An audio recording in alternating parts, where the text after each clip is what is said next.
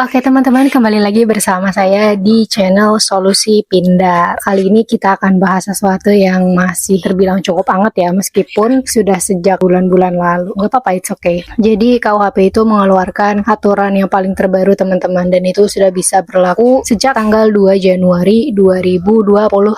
Tentang apa itu ya nanti akan kita bahas selengkapnya, jadi simak videonya sampai selesai. Kita mulai dulu pembahasan kita hari ini dengan sebuah cerita ya dari kakak-kakak yang menerima pesan penagihan yang kurang lebih bunyinya seperti ini. Selamat sore, kami dari Solusiku ingin mengambil kembali uang yang sudah Anda pakai. Kami sekarang diberikan surat tugas dan akan menagih ke tempat rumah Anda. Intinya sudah saya jelaskan, saya sudah minta baik-baik kembalikan uang rupiah cepat secepatnya. Setidaknya kami menerima pembayaran ke Solusiku untuk menjaga data agar tidak dialihkan ke petugas lapangan. Nah, blunder ya, di awal itu dia nyebut Solusiku, terus di akhir itu nyebutnya rupiah cepat. Ini sangat-sangat template ya teman-teman, karena kalau emang mewakili satu perusahaan, kenapa yang dipakai ada dua gitu kan? Solusiku aja nggak ada DC lapangan loh, dan juga belum masuk slip OJK. Jadi disinilah pentingnya kita nggak langsung panik setiap dapet chat penagihan. Anggap aja itu adalah chat yang lumrah gitu teman-teman. Oh ya udah, aku emang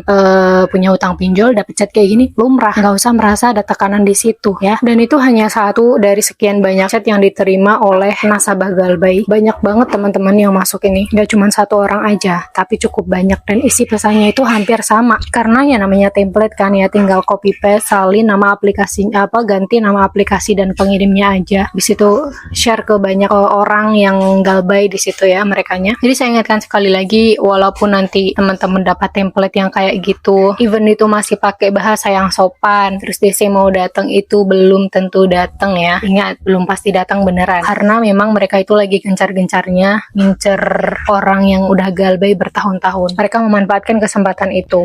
Belum tentu datang teman-teman, itu hanya template saja. Sebelum percaya pada isi pesan itu, biasakan kalian membaca dengan tenang. Atau kalian harus punya mindset, ya pesan yang seperti ini itu hal yang lumrah, nggak perlu dipikirin terlalu jauh. Kalian juga harus identifikasi siapa sih pengirimnya, terus nama aplikasinya apa. Dan kalau misal kalian merasa ada yang janggal, ya jangan ragu buat cross check terlebih dahulu. Terus kalau ada aplikasi yang menagih dengan cara kayak gitu, gimana caranya biar kita itu bisa tahu apakah mereka ini dari pinjol yang legal atau pinjol ilegal namun mengatasnamakan lembaga tertentu. Karena sekarang ini tuh banyak banget ya teman-teman yang memasang logo organisasi kayak OJK, AFP gitu ya, bahkan mereka berani mencantumkan istilah-istilah resmi dan ngebuat tampilannya itu seakan-akan diawasi oleh lembaga negara. Nah, jadi orang yang nggak tahu, yang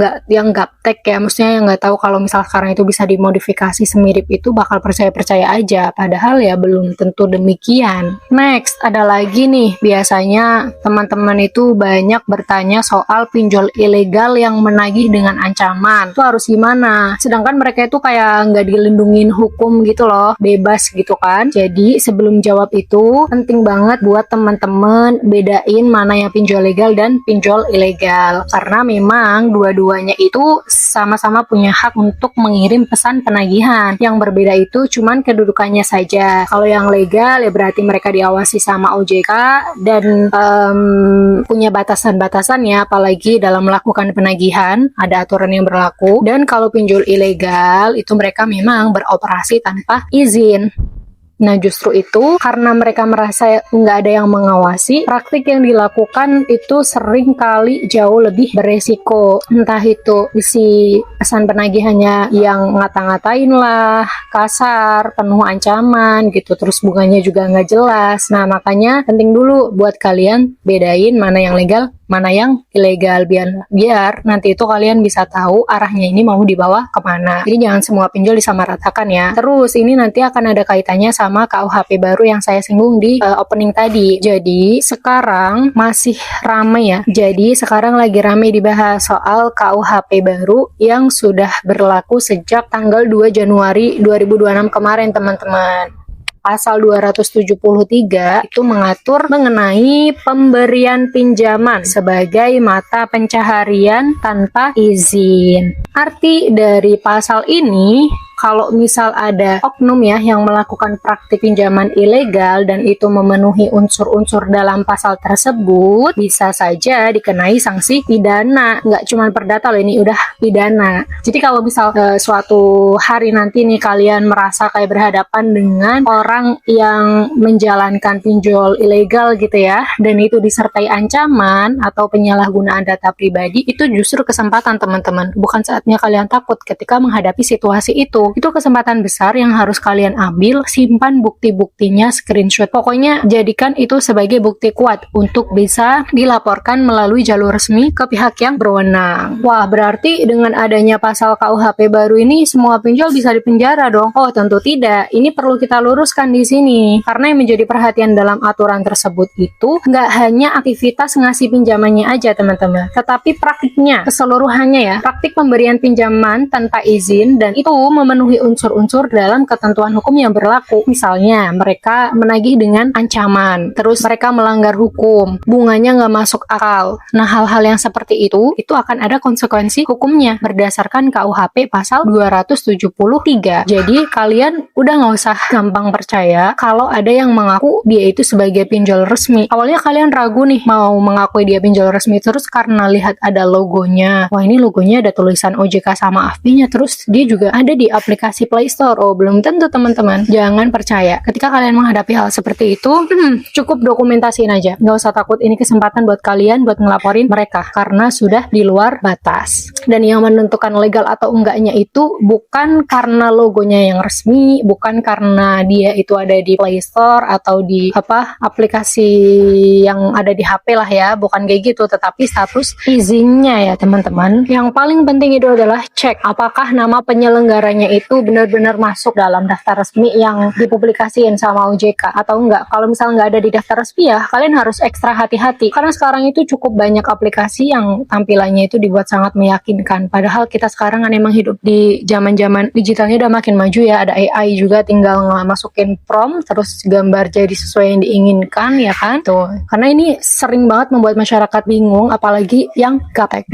Mereka berpikir kalau aplikasinya ada di toko aplikasi ya berarti pasti aman. Ya belum tentu. Karena kemarin aja sebagai contoh ya, ini dari Satgas Pasti teman-teman tuh pernah memblokir sejumlah aplikasi pinjaman online yang ilegal. Di antaranya itu di sini ada Danayu, Pinjam Plus, Pinjam Link, Dana Kita, Uang Plus, Raja Uang, Pinjam Tunai, Kredit Good, Dana Baguslah, dan Uang Mudah. Dan daftar ini terus diperbarui. Jadi pokoknya kalian harus terus mengecek secara berkala sebelum mengajukan pinjaman. Kalian harus cross-check status terbarunya dan itu bisa diakses melalui kanal resmi OJK atau Satgas Pasti. Jangan sampai setelah dananya udah masuk, uang kalian udah cair nih, kalian nggak cross-check terlebih dahulu dan baru sadar ternyata aplikasinya bermasalah. Wah, itu udah makin rumit nanti. Apalagi kalau udah sampai masuk ke tahap penagihan, makin blunder nanti teman-teman. Jadi sebelum kalian berada di tahap itu, sebelum kalian makin rugi, alangkah bijaknya kalian melakukan pengecekan terlebih dahulu terhadap aplikasi pinjaman yang menarik perhatian kalian ini. Dicek bener-bener ya, karena sayang banget teman-teman kalau kayak gitu ntar menguras duit kalian, terkuras energi kalian, terkuras, belum lagi nanti sama orang-orang terdekatnya kalian akan hidup seperti apa juga kan. Nah, sekarang kita akan masuk ke bagian yang bisa dibilang cukup penting juga ya.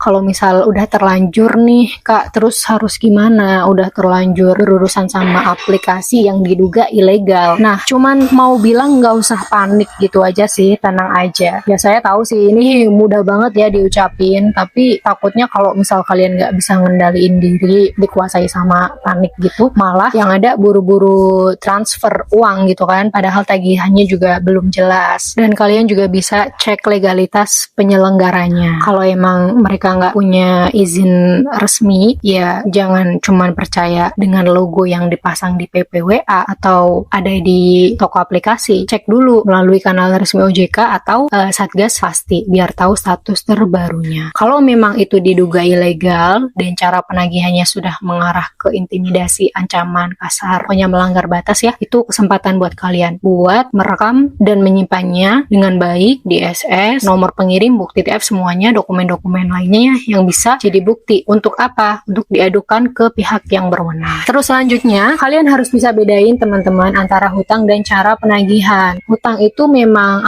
suatu hal yang wajib untuk kalian selesaikan, namun sesuai kemampuan dan mekanisme yang berlaku, sesuai kesepakatan awal kalian lah ya dengan perusahaan pinjolnya. Tetapi cara penagihan juga nggak boleh melanggar hukum, nggak boleh melanggar batas. Dua hal itu beda. Jadi jangan sampai kalian itu kan merasa ditagih dengan cara yang tidak pantas, terus kalian menghilangkan hutangnya gitu aja. Enggak, bukan menghilangkan, lebih tepatnya kalian nggak usah terlalu fokus ke situ, tapi fokus ke hal lain, yaitu cari uangnya. Itu nggak apa-apa. Tapi kalau kalian anggapannya udahlah, orang dia aja cara nagihnya kayak gitu, nggak usah gue bayar aja sampai kapanpun. Nah, kayak gitu yang nggak bisa ya teman-teman. Begitu juga sebaliknya, jangan karena kalian merasa punya hutang sama mereka, terus kalian itu merasa harus menerima semua bentuk ancaman dan bahkan perilaku yang tidak pantas yang merugikan diri kalian sendiri. Kalau emang kondisi keuangan kalian ini lagi sulit teman-teman, udah hal-hal yang seperti itu jangan terlalu dibuat pusing, dan juga jangan buat hutang baru hanya untuk menutup hutang yang lama, biar polanya nggak makin panjang dan makin nggak berujung. Yang lebih penting itu kalian fokus aja cari uangnya, cari penghasilan tambahan bila perlu, dan silahkan ambil keputusan saat kalian di posisi tenang, jangan saat panik ya. Terus saya ingin mengingatkan sekali lagi, kalau misal nih kalian suatu saat entah kapan itu berhadapan sama pihak penagihan dan itu mengakunya itu dari pinjol resmi, jangan langsung percaya, cross check dulu.